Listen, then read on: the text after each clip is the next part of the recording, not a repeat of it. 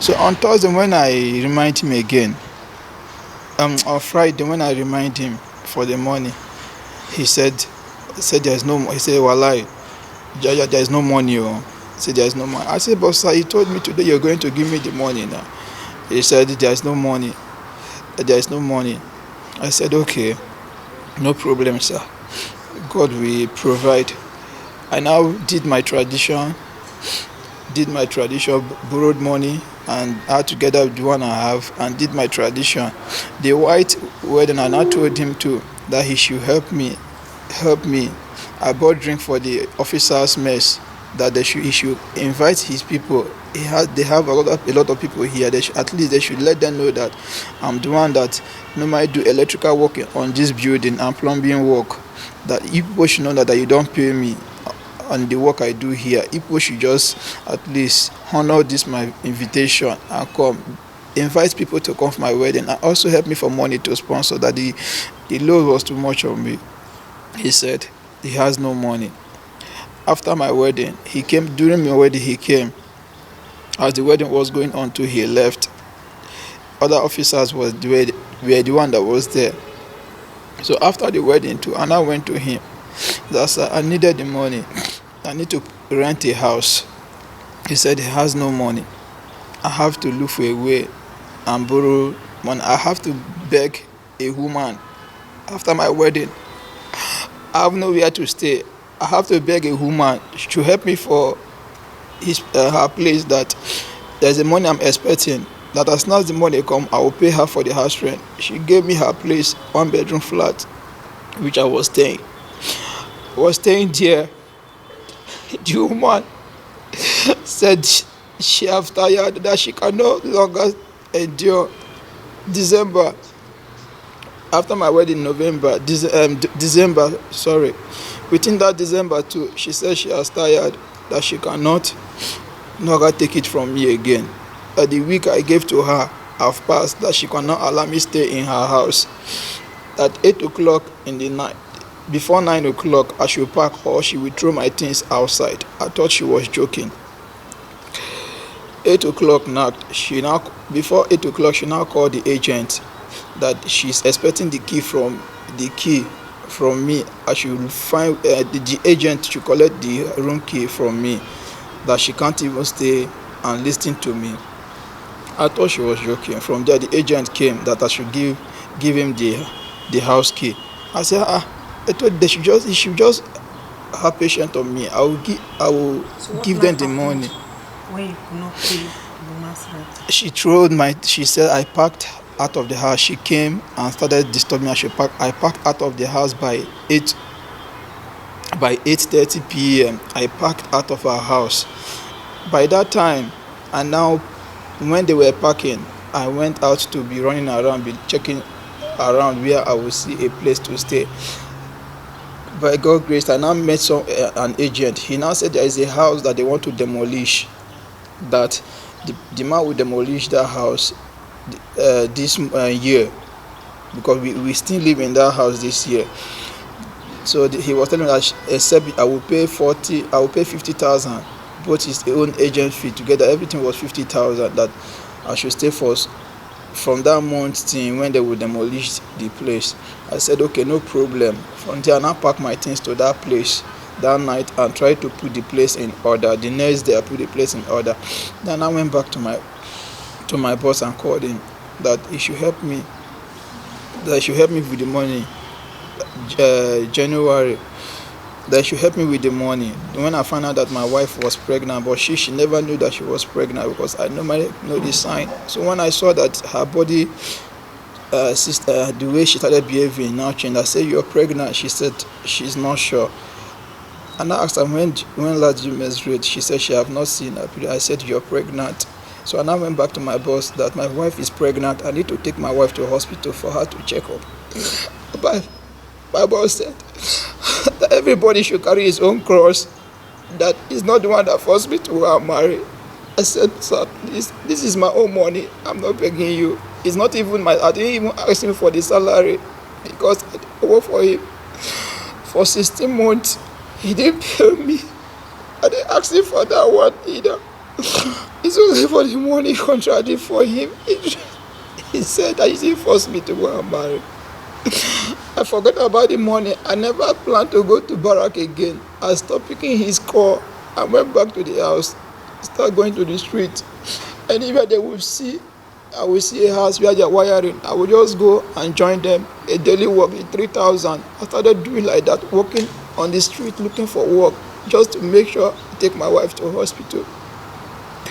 Hopefully one day the medical, they now called me that they have electrical challenges. I told them I'm not around. They said anywhere I am, I must be the one that will come and do that work, because they know the kind of work I do. I don't do my work anyhow. I focus, I do my work. They call different electrician to come and check. The electrician came. They said they don't like their work. I'm the one that they finally called to come and check the work. So when they called me, I should come and examine the work. When I went, I told them it was. I now walk around the building and check the compound. I said, this, the electrical fault, that they need to separate some AC for them to mount their new generator. They said, okay, that I should give them what it will cost me to do this. I told them I will not charge that what I will take is 30,000. They said what they will pay me is 25,000. I said okay, no problem. And I told them, look at what you will do, look at what you will do. They said my quotation is high. That's also people have given them quotation. They said okay. I now gave them my own final quotation that if they are not going to take it, they should leave it. They should work with. So after the job, I now took my wife to hospital, to the Navy hospital, to register her. Then my boss now called me again. I refused to pick his call. My boss called me again. I refused to pick his call. My wife now told me, why are you not picking your boss call? I said, I don't want to pick his call. Then later on, my wife said I should pick his call. And when I picked his call, he now called me that I should come, that he has work for me. I said, okay. For how long were you not picking his call? I didn't pick his call for 2 months. So he now said, yes. He now said, then all those 2 months he was just calling. Later when I picked, he said, why am I not picking his call now?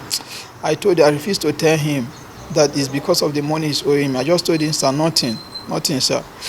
He said, no problem now. That if I come around? I said, I'm not around. He said I should try and come around and come and help him, that he has a job for me. I said, I'm not around. He said, okay. The next day, he now called me again that I should come. So I now went to his office that day. When I went to his office, he now said, okay, I now asked him, sir, what about the job? He said he has given it out. I said, but you called me yesterday and today too, that you have a job for me. And moreover, even though there is work, if he called me 1 week time, if he didn't see me 1 week time, he will still keep the work until I come. Because that is how he acts. That is how most of them, everybody act to me in that barrack. So I now said, sir, what of the work? He said, I didn't come quick. So he started laughing in the office. So I now left him there because the sub-lieutenant was there. I now left him and went to the barrack to greet people because it had been long. Because of him, I started going. I now greeted people that is there. Some of them now said, where have I been now? I said, I've been around, be hustling.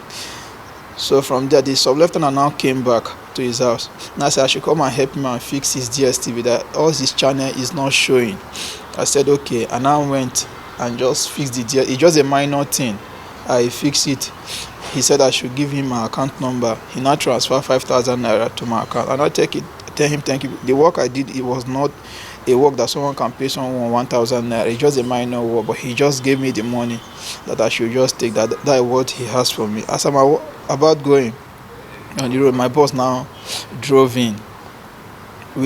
Then there was one car he was using then, Hyundai too. So he now drove in and saw me when I was going. Said I should come and take his DSTV to DSTV office. That he has two DSTV. That one of his DSTV decoder is not showing. I said okay, sir. I took the DSTV. And he gave me 1,000 naira for transport. I went to DSTV office. They check on it. When I came back, I told him. He now asked me, did they charge me? I said, no, they didn't take any money from me. He said I should give him the change. I said, Sam, when when have you started asking me for change now? Then he now said I should go, and from there he now closed his mouth and said I should go and check his generator at the backyard, because I'm the only one that have serviced the generator. He don't call anybody outside. So I now went backyard and checked the generator. The generator was making a sound. I removed the plug and clean it and do minor servicing, and the sound now reduced. So he now gave me 1,000 naira. I said, sir, what about that my money? He said I'm disturbing him too much. I said, even your boy too, I do small work for you. 1,000 naira is what you're giving to me. So it's not fair. From there, tears came out from my eye. I left him there and went back home. The next day he now called me again, that the generator is making the sound has come up again. I said, sir, we need to, and I told him on the phone that what we need to do, I need to pieces the generator and we'll buy new oil, then I will do it total servicing. Then he now said, okay, no problem. He said, how much is the oil? I told him 900 naira. Then he now said, okay. He now dropped the 1,000. He dropped 1,000 naira with one lady that sells drink in the officer's mess there. So I went there, collected the money and bought the oil and serviced the generator. Finish. I was there. I was servicing the generator. When I left there, I was about to 9 in the night, because I went there with my power bank that has a touch. So he came there and met with me. He said, is it the gen that I'm still battling with? I said, sir, it's not an easy task to pieces gen and couple it back. It's not an easy task. So he said, okay. So when I'm done, I now on the gen there for him. He now saw the sound of the generator. The sound was now okay. He now said, okay, I should. He now tell me thank you. So as I'm about going, I told him, sir, I want to go. He said, what of the 1,000 naira he gave me that yesterday? Now I said, so when has this started now?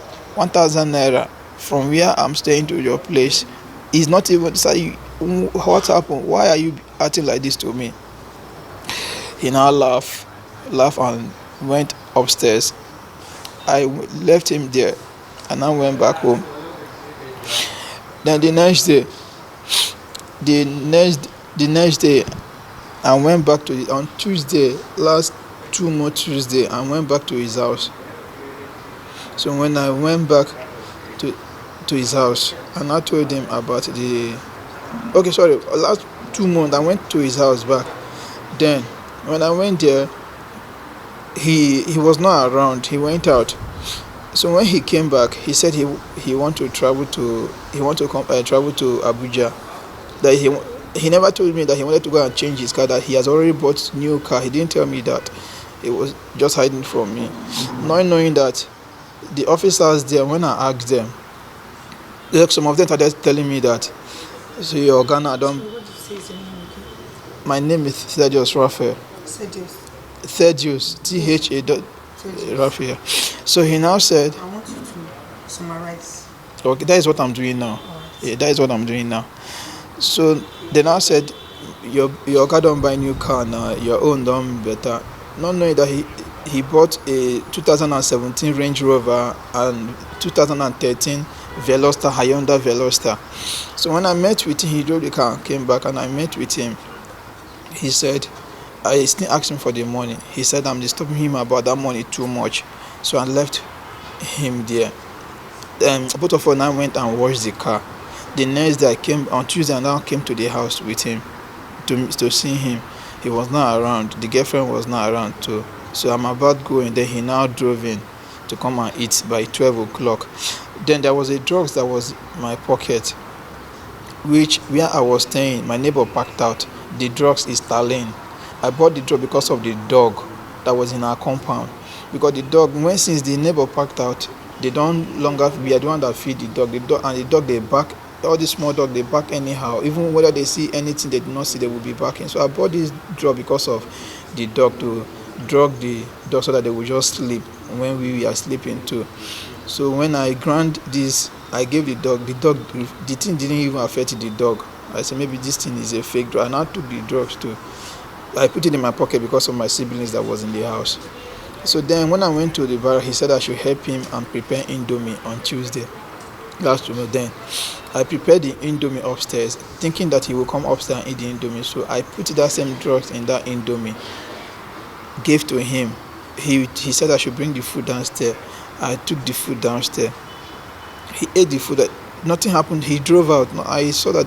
I thought he would first sleep because my target was to drug him and take his car key. That was my target. So he didn't. The thing didn't even affect him. I said, what am I going to do? So since then, don't know what came up on Wednesday, and I went back to the house. The girlfriend was the one that was at home. So when I asked the girl if she tell me things about my boss that I don't know, I started behaving like weird the girl, because the girl normally she don't like me. She don't like, so I now started behaving like a fool, like as if I don't know that she don't like me. Like, so she now say, why am I asking? I said, I mean no harm, I just want to know things about my boss.